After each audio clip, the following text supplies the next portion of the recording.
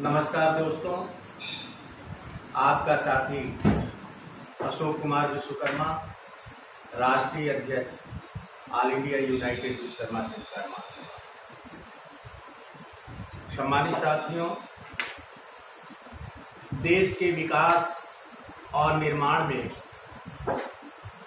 तथा सत्ता में और सत्ता के निर्माण में भी जिन मजदूरों का, श्रमिकों का, किसानों का, नौजवानों का जो महत्वपूर्ण योगदान और भूमिका रहती है, आज महामारी के इस दौर में सबसे ज्यादा बदहाली के शिकार इसी वर्ग के लोग हैं।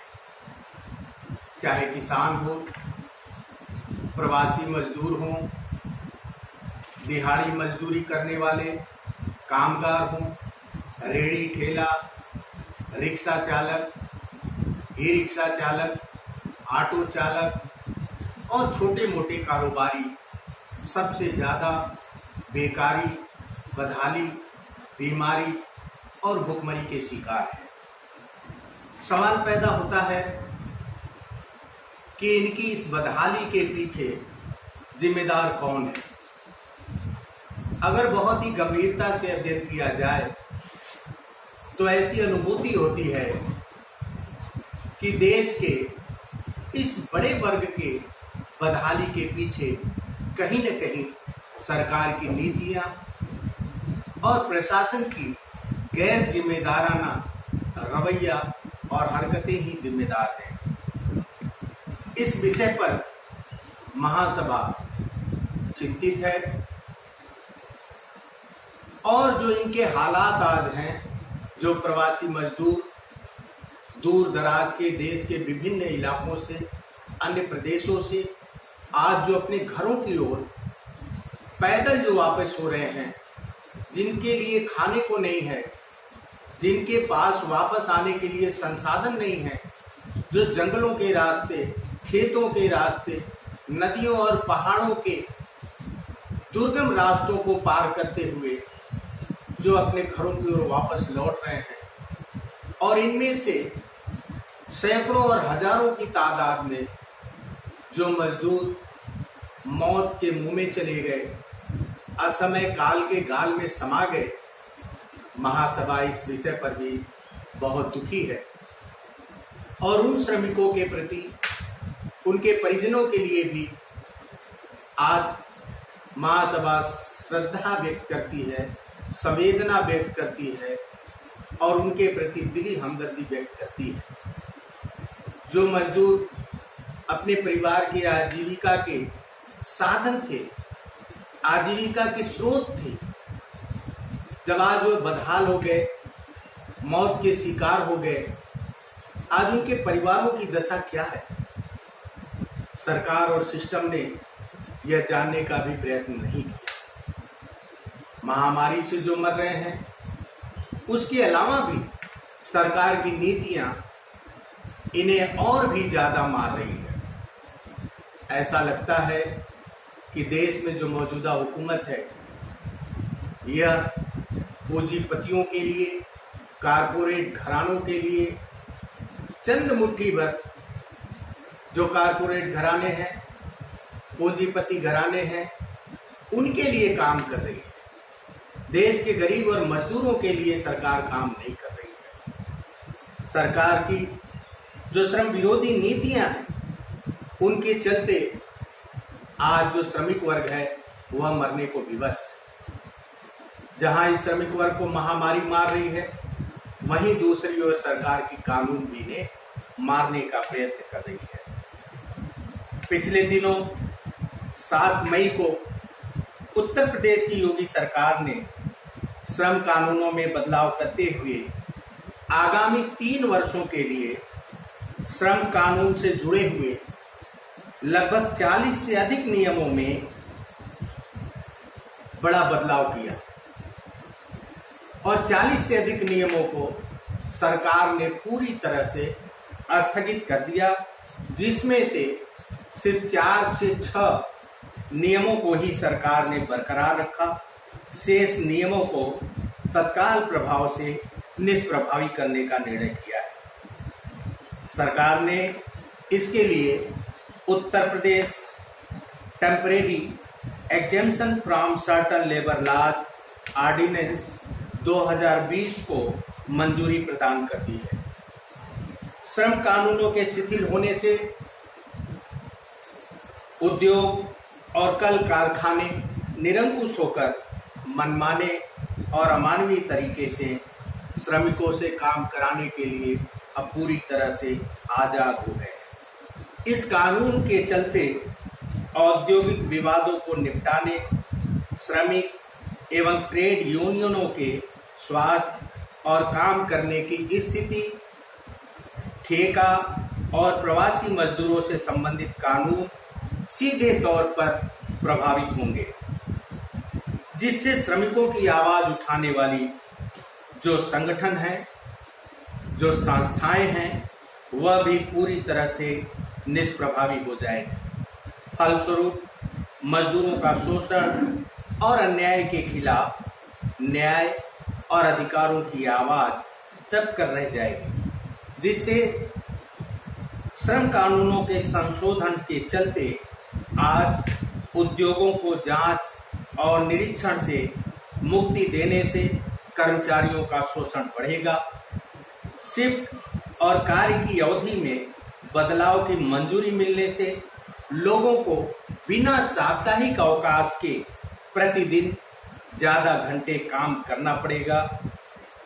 श्रमिक यूनियनों को मान्यता न मिलने से श्रमिक कर्मचारियों के अधिकारों की आवाज कमजोर पड़ेगी। पहले प्रावधान था कि जिन उद्योगों में 100 या इससे अधिक मजदूर हैं, उसे बंद करने से पहले श्रमिकों का पक्ष सुनना होता था और मजदूर संगठनों से मजदूरों की राय लेनी अनिवार्य होती थी। किंतु अब जो श्रम कानून सरकार ने स्थगित किया है, उसे लागू हो जाने के बाद अब ऐसा उद्योगों को नहीं करना होगा। मजदूरों के काम करने की परिस्थिति और उनकी सुविधाओं पर निगरानी पूरी तरह से खत्म हो जाएगी। उद्योगों में बड़े पैमाने पर छटनी और वेतन में कटौती शुरू हो सकती है। मजदूरों से काम लेने का जो तौर तरीका है, उसमें निरंकुशता बढ़ेगी, मनमानेपन की प्रवृत्ति बढ़ेगी। परिणाम ये होगा कि मजदूर बंधुआ और दास की तरह काम करने को विवश होगा। इसके साथ ही यह उद्योग ग्रेच्युटी से बचने के लिए, उद्योग को चलाने के लिए ठेके पर श्रमिकों की हायरिंग भी बढ़ा सकते हैं। सरकार का जो एनफोर्समेंट विंग है, एनफोर्समेंट बल है, प्रवर्तन दल है, वह भी पूरी तरह से निष्प्रभावी होगा और कारखाना तथा उद्योगों की जांच पड़ताल समय समय पर जो इन्फोर्समेंट करती थी, प्रवर्तन दल करता था, वह भी पूरी तरह से शिथिल हो जाएगा। सीधे तौर पर इसे स्पष्ट होता है कि मजदूरों का इस देश में बहुत बड़ा हित प्रभावित होने वाला है और सरकार जानबूझ करके उद्योगों को बढ़ावा देने के लिए, राजस्व को अर्जित करने के नाम पर इस तरह का फैसला कर रही है। प्रदेश में मौजूदा उद्योगों धंधों की हालत पहले से बहुत काफी खराब है, जिसके चलते ही उत्तर प्रदेश सहित बिहार राज्य हो, मध्य प्रदेश हो, आसपास के राज्यों के मजदूर बड़ी संख्या में काम और रोजी रोटी की तलाश में दूसरे राज्यों की ओर पलायन करते रहते हैं। कोरोना महामारी के इस दौर में कल कारखानों से बिना वेतन के निकाले गए मजदूर भूख और बीमारी के चलते आज अपने घरों की ओर लौटने को विवश हुए हैं।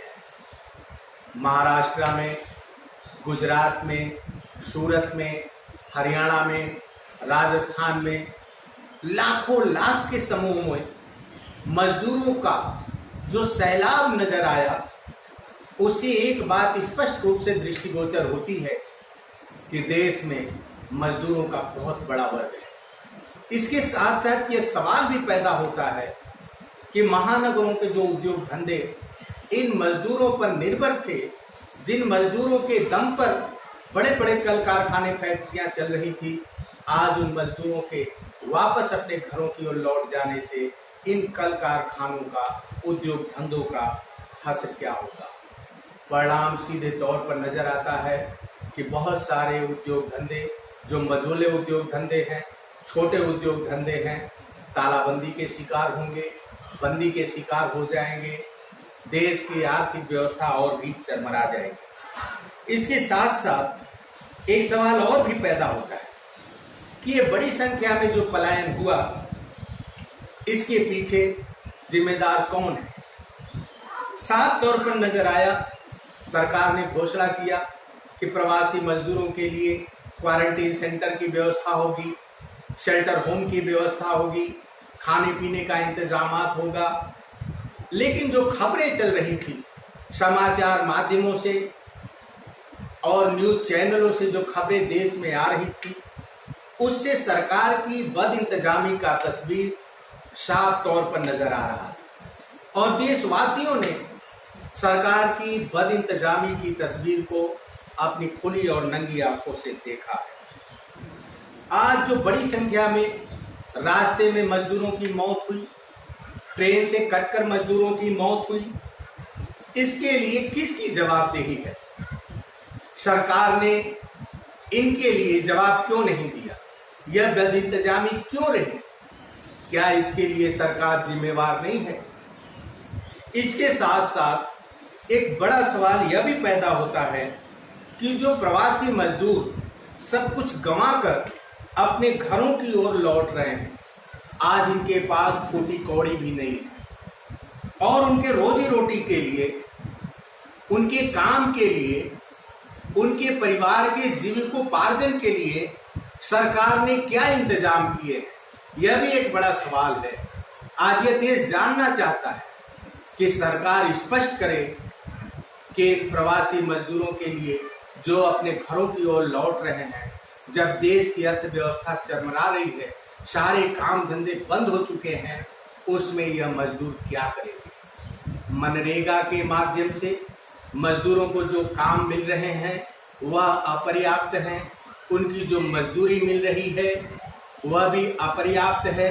उससे अपने परिवार को जिलाना, उनका जीविकोपार्जन करना बहुत ही कठिन काम है। महासभा सरकार का ध्यान इस ओर आकृष्ट करते हुए यह अपील करना चाहती है कि मानवीय आधार पर भी देश के श्रमिक वर्ग के लिए, मध्यम वर्ग के लोगों के लिए सरकार स्पष्ट नीति की घोषणा करे, इनकी ओर फौरन ध्यान दे, इनके रोजी रोटी का इंतजाम करे, वरना आने वाला जो समय है वह बहुत ही भयावह नजर आ रहा है। इसलिए माननीय प्रधानमंत्री जी का और उत्तर प्रदेश के माननीय मुख्यमंत्री जी का महासभा ध्यान आकृष्ट कर रहा है कि इन मजदूरों की ओर सरकार शीघ्र ध्यान दे, क्योंकि समय की भी यह मांग है और मानवता की भी यही मांग है।